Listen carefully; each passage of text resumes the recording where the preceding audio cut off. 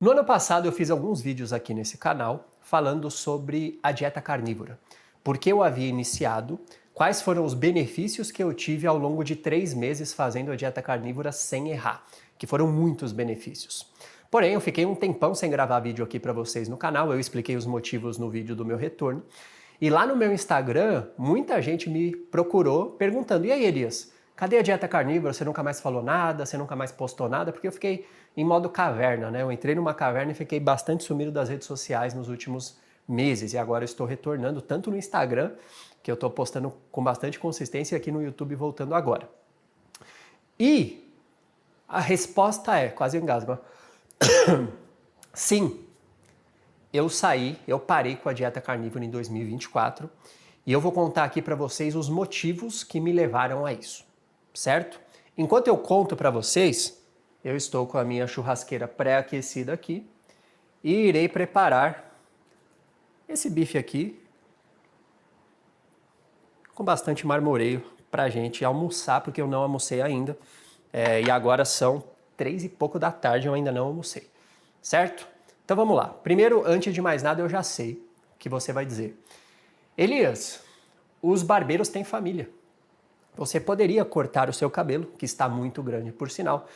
Seu cabelo do lado, você podia fazer aquele degradê, você podia cortar esse topete que está muito grande.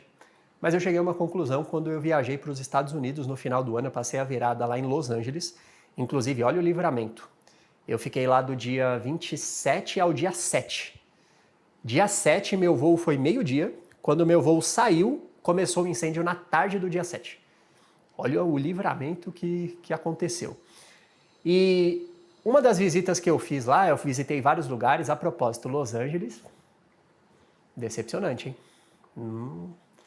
Não gostei. Não, é claro que a gente não pode reclamar, né? Foi bênção e tal, mas eu esperava mais de Los Angeles. E, inclusive, na questão de segurança, né? Porque eu quase fui assaltado em Los Angeles. Quase fui assaltado. Um dia eu conto essa história pra vocês, eu contei lá nos meus stories.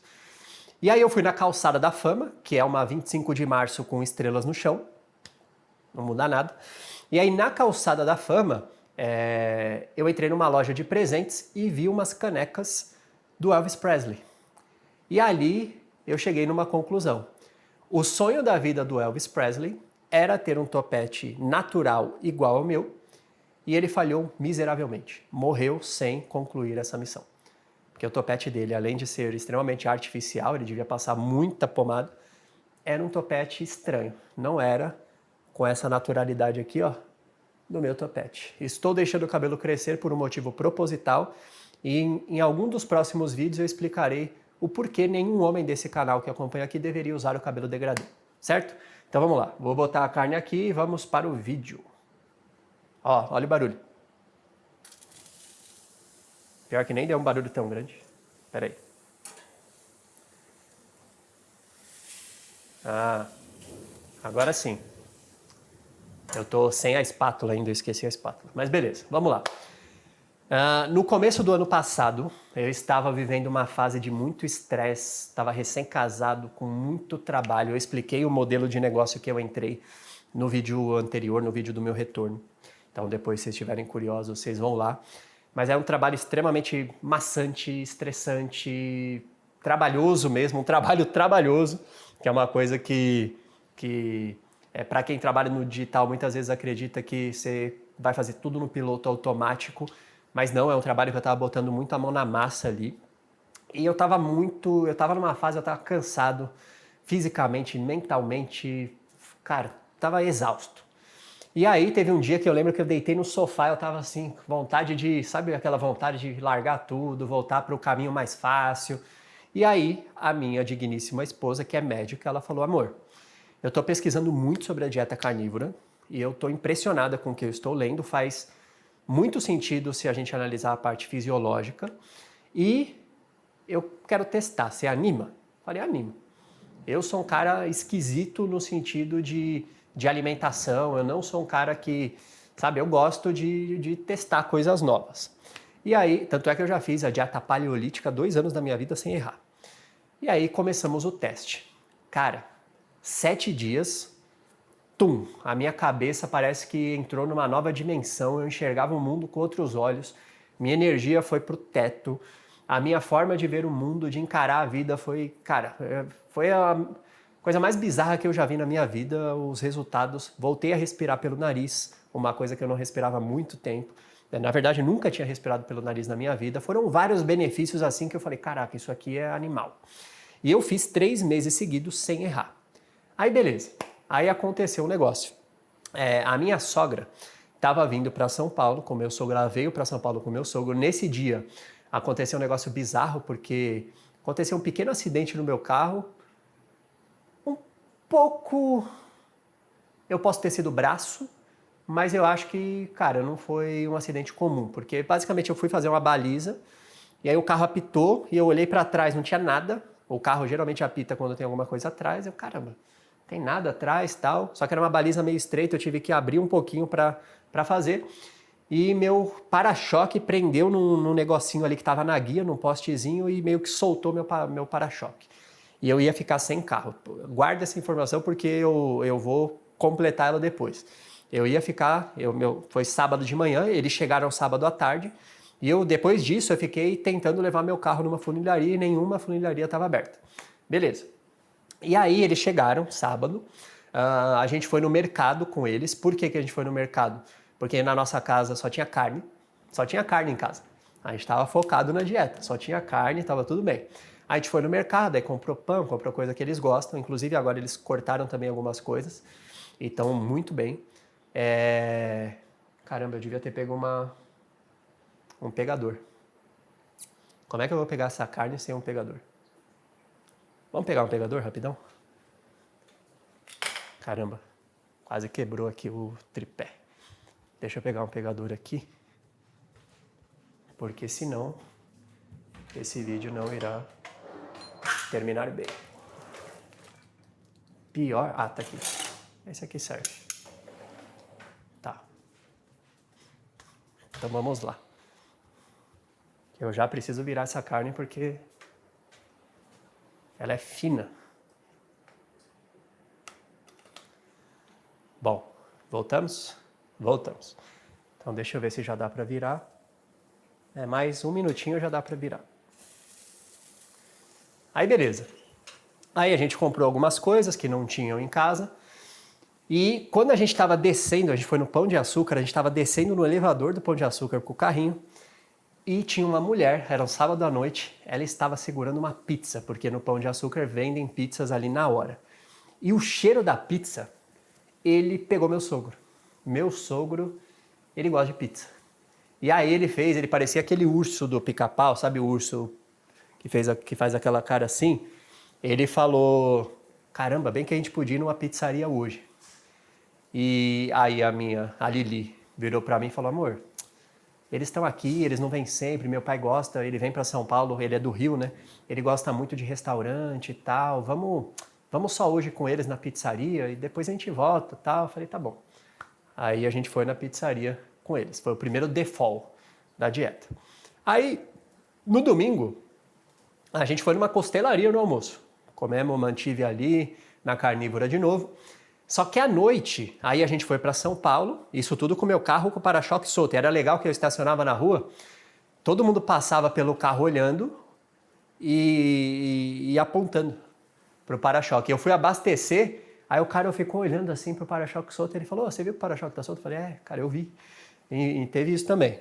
Tipo, todo mundo olhando como se fosse um cisne andando na rua. Beleza.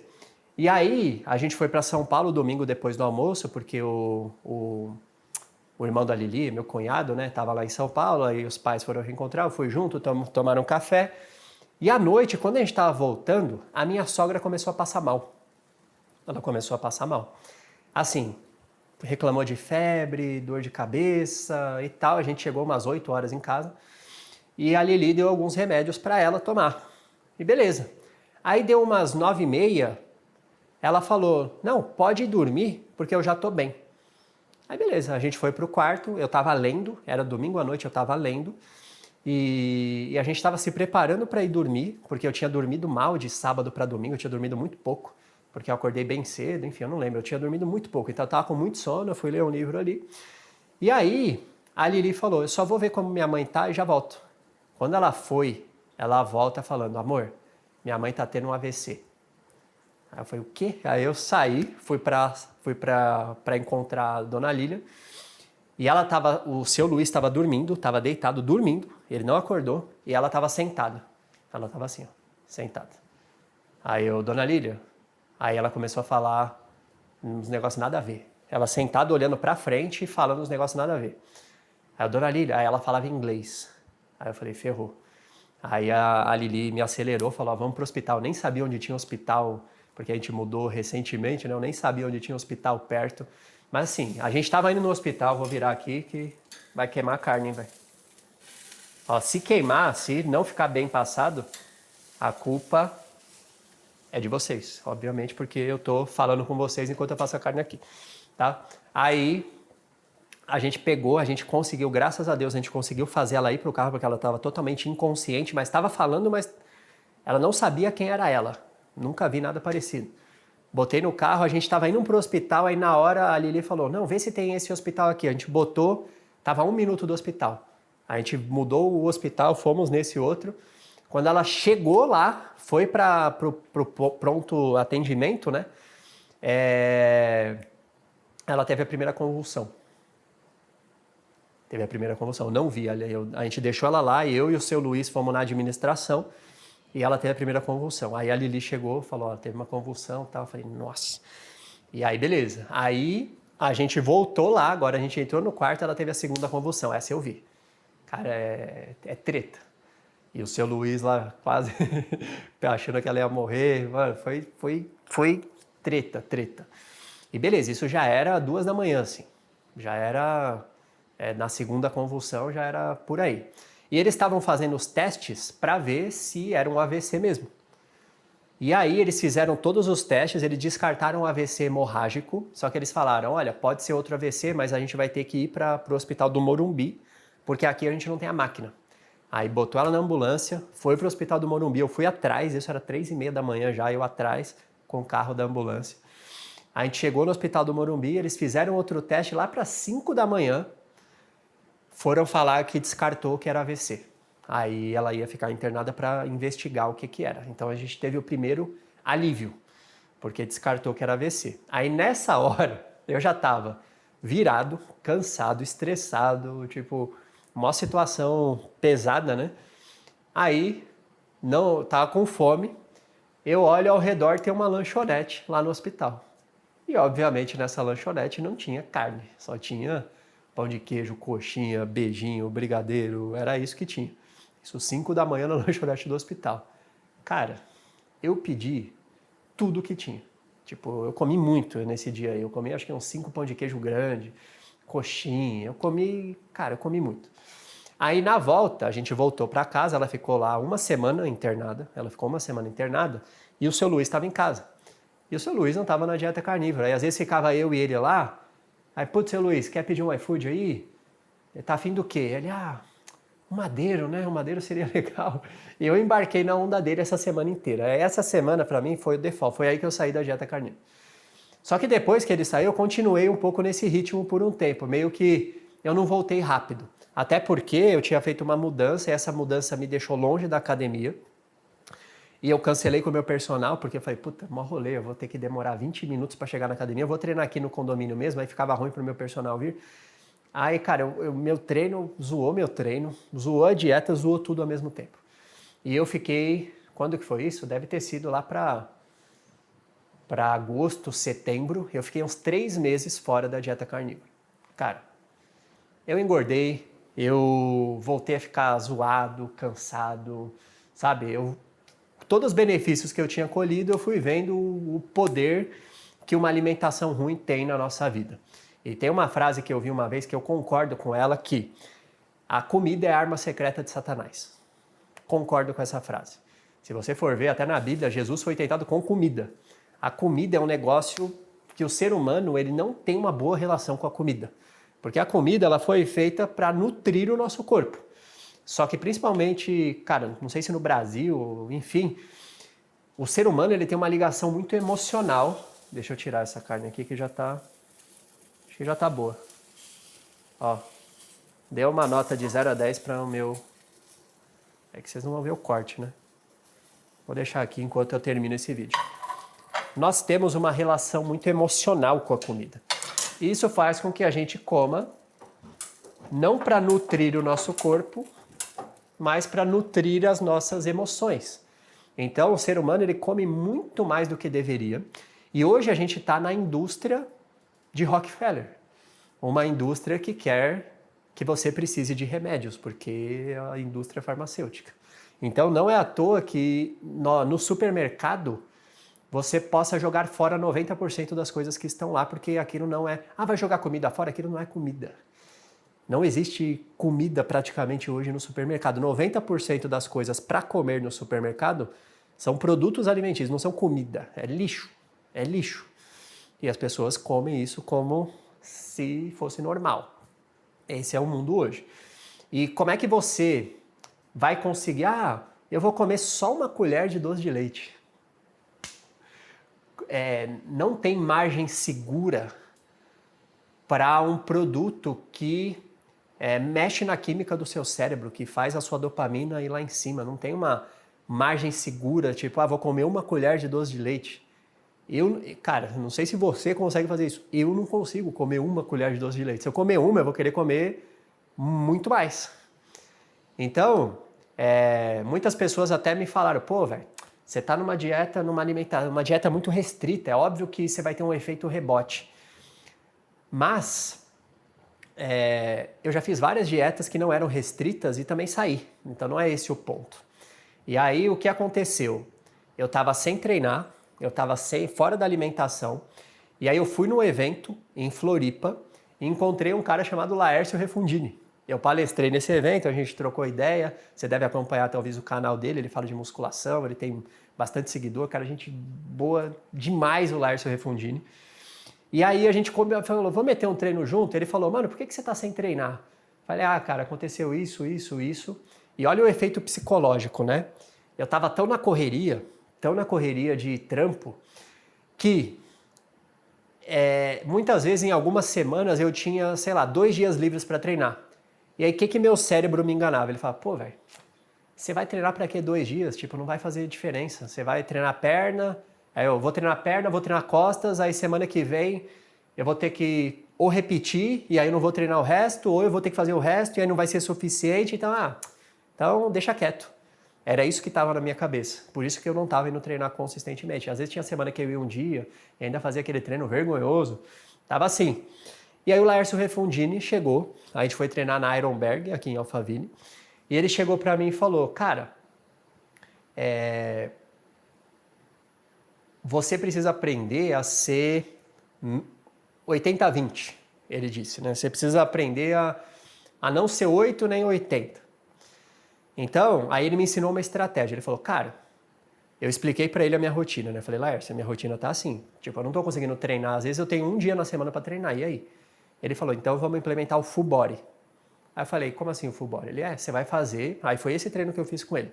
Um exercício para cada parte do corpo. Vai fazer um de bíceps, um de tríceps, um de quadríceps, um de posterior, um de panturrilha, um de abdômen, sabe? Um de ombro... É isso. E ainda ele falou, e nos dias que você tiver muito corrido, você vai fazer só 4 exercícios. Você vai fazer só peito, costas, quadríceps e posterior. Você só vai fazer esses 4 no dia que você tiver muito corrido. No dia que você tiver mais tempo, você coloca bíceps, tríceps e abdômen. E no dia que você tiver mais tempo, você coloca ombro e panturrilha. Ele me deu 3 opções. Ele falou, no dia que você tem 20 minutos para treinar, você vai fazer isso. No dia que você tem 40, você faz isso. E no dia que você tem 1 hora, você faz isso. E aí ele jogou uma cópia em mim que bagunçou a minha cabeça. Ele falou, cara, quanto você regrediu depois que você parou de treinar? Eu falei, muito, porque eu tava voando. Eu tava com o personal, tava seco, tava aumentando carga. Eu tava muito bem quando aconteceu esse negócio com a minha sogra. Eu tava muito bem.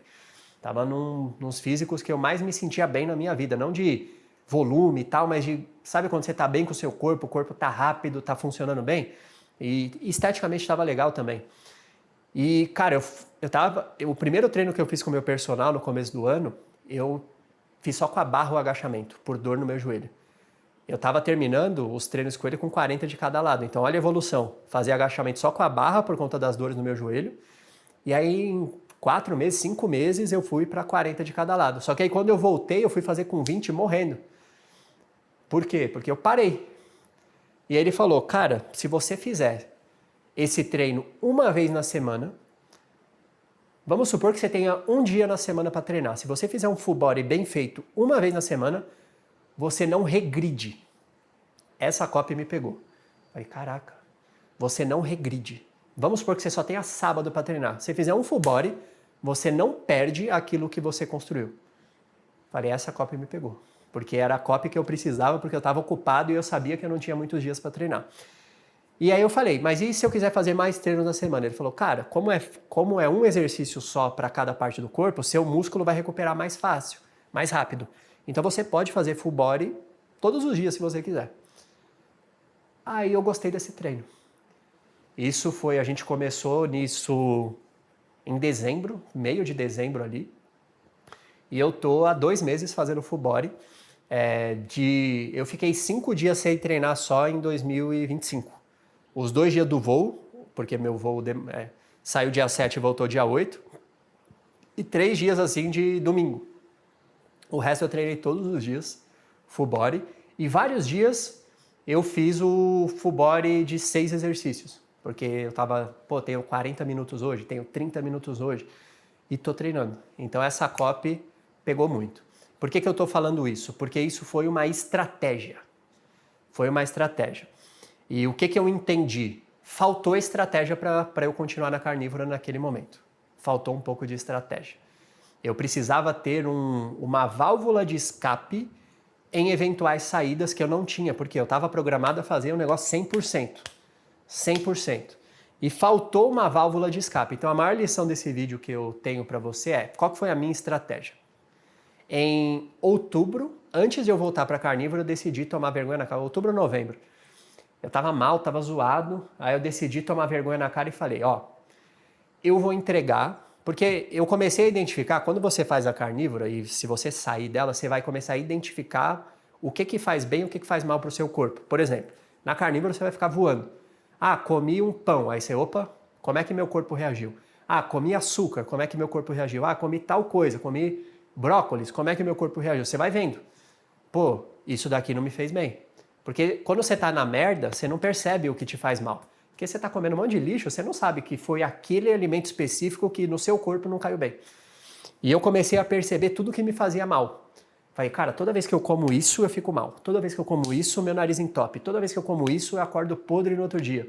Toda vez que eu como isso, eu fico com a cabeça pesada. Eu comecei a reparar nisso.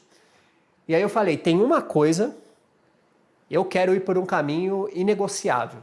Então, por quê? Porque eu acredito que, cara, nesse mundo, ou você é uma massa adormecida ou você é um remanescente hoje. Só tem esses 2 caminhos. O remanescente é aquele que entende que o caminho é estreito. Existe um caminho estreito. A massa adormecida está obtendo todos os prazeres que ela quer imediatamente. Então, o grande jogo para mim hoje é adiar gratificações instantâneas. É você ter, essa é uma das maiores habilidades, inclusive depois você pesquisa o estudo do Marshmallow, que mediu, né, quanto a criança, era basicamente assim, eles pegaram crianças, colocaram o marshmallow na frente delas e falaram, tem um marshmallow aqui, se você comer não tem problema nenhum, mas se você segurar e não comer, daqui a 15 minutos você ganha outro marshmallow. E eles perceberam que as crianças que conseguiam adiar a gratificação instantânea e seguravam para ganhar outro marshmallow, no futuro se tornaram mais bem-sucedidas. Então, uma das habilidades mais importantes do nosso tempo é adiar gratificações instantâneas. É você não cair, não ceder. Então, você precisa ser esquisito. Você precisa ser um remanescente para fazer isso. Porque hoje o mundo me dá prazer, me dá prazer. Por isso que as pessoas estão obesas, estão depressivas, cara, tudo que você vê aí, a pessoa não tem maturidade para adiar uma gratificação instantânea. Tem que ser tudo fácil, tudo na hora. Certo? E aí, por que eu estou falando isso? Porque eu decidi que eu não comeria mais, não colocaria mais 4 coisas dentro do meu corpo. Olha a minha estratégia. Eu não colocaria mais 4 coisas dentro do meu corpo. Então, o que eu fiz? Eu fiz um propósito com Deus e entreguei para ele essas 4 coisas. Falei, Deus, ó, eu trouxe um significado, tá? Eu não fiz barganha com Deus, vou te entregar porque eu quero isso. Eu falei, não, Deus, eu vou te entregar isso para me lembrar disso.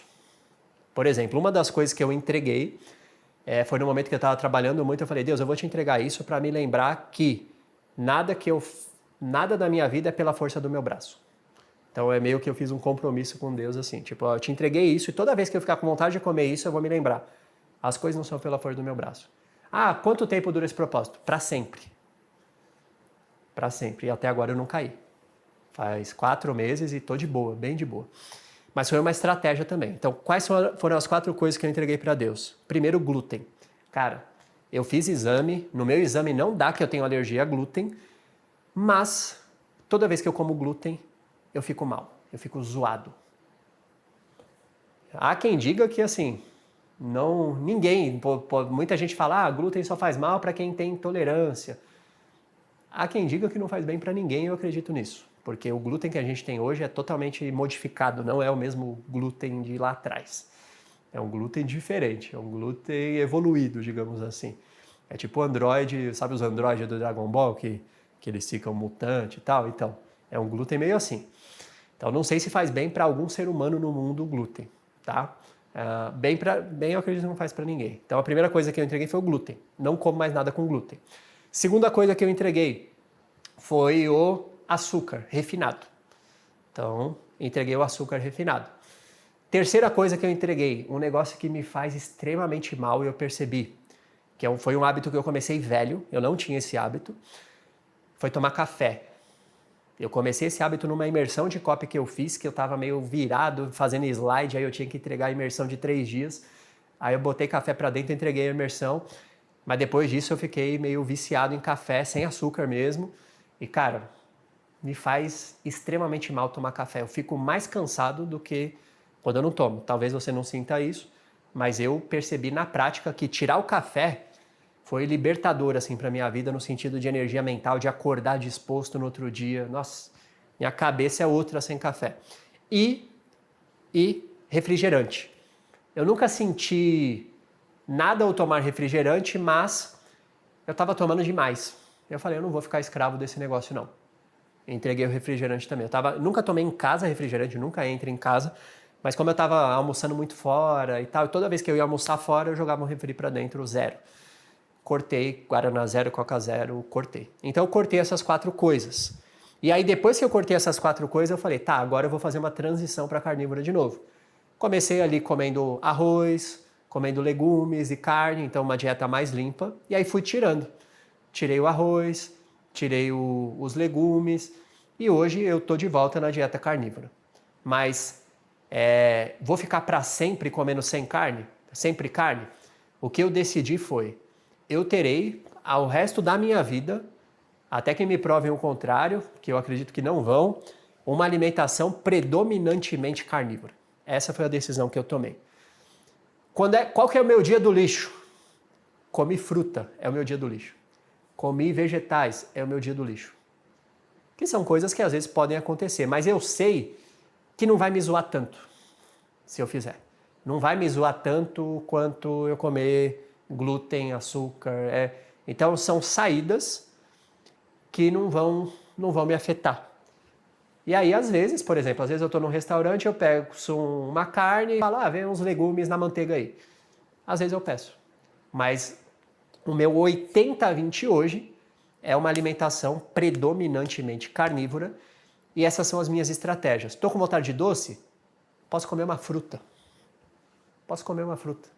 Estou com vontade de, não sei, uma coisa diferente? Aí eu posso comer um arroz, sabe? Mas são coisas que não vão fazer parte do meu dia a dia, que não vão entrar, por exemplo, em casa. Vão ser coisas, na rua, uma vez ou outra vez, essa vai ser a minha fuga. Manter uma alimentação o mais próximo possível de coisas não industrializadas e não artificiais, focando em pegar minha energia da gordura e não do carboidrato. Que para mim é um negócio que faz muito bem. Eu treino musculação em jejum há muitos anos. Hoje eu mudei o horário do meu treino com o personal, por exemplo. Hoje eu tenho treino 18 horas com o personal, depois eu explico a estratégia. Então não vou estar em jejum, né? Mas muitos anos da minha vida eu treinei em jejum e treino muito bem em jejum. Então aquilo, nossa, precisa de carbo ali para dar energia. Desculpa, não precisa. Não precisa. E eu não sou médico para falar, mas, cara, minha esposa é médica e eu já... você tem que ter um negócio chamado consciência corporal, de você fazer o negócio e ver ali na prática o que acontece com você ou não. Então, seja um remanescente, esse é meu conselho para você. Não seja uma massa adormecida. A pessoa que inventou a pirâmide nutricional, ela é Rockefellerana, não sei como se fala isso, mas é alguém amigo de Rockefeller, porque a pessoa que desenhou aquela pirâmide onde a base é pão, a base da sua alimentação é pão, trigo e tal, ela quer te ver doente, ela quer te ver mal, ela não quer o seu bem, ela quer que a sua testo diminua. Por que será, né, que a gente está na geração com a menor testosterona da história da humanidade? Será que a forma como o mundo está se alimentando hoje não tem relação com isso? Nossa, que estranho, né? Hoje a gente vê e a testosterona dos homens está cada vez mais baixa. Qual que será? O que está por trás disso? Podemos discutir isso em outros vídeos, né? Mas é muito estranho.